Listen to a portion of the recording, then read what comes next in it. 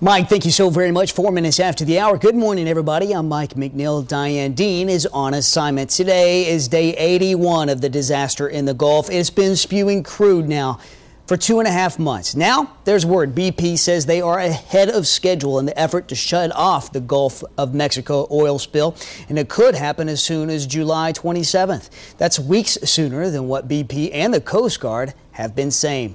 The Obama administration is preparing a revised deep water oil drilling moratorium after a federal appeals court refused to reinstate a 6-month ban on offshore drilling.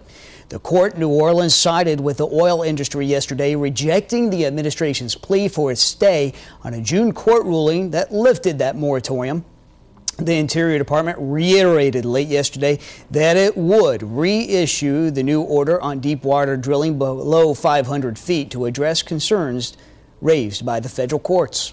The administration has less than a month to fix this, because a month from now, people that have vessels and rigs waiting they're going to give up. The rigs are going to leave.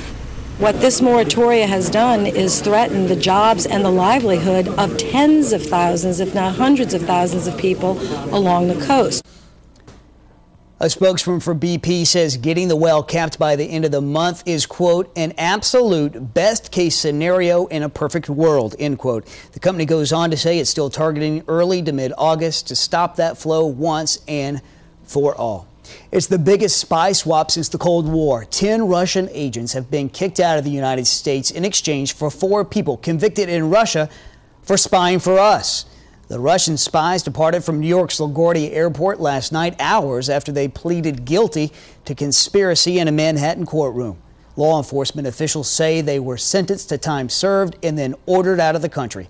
But whether the agents actually provided Russia with anything valuable is still in question.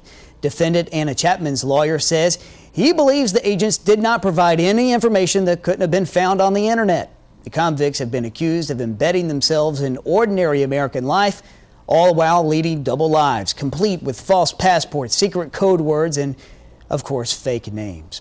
To California now, where police in riot gear continued to make arrests in Oakland overnight. This following a much-anticipated verdict in a shooting trial. Officers tried to maintain the peace in downtown Oakland after violent protesters took to the streets yesterday.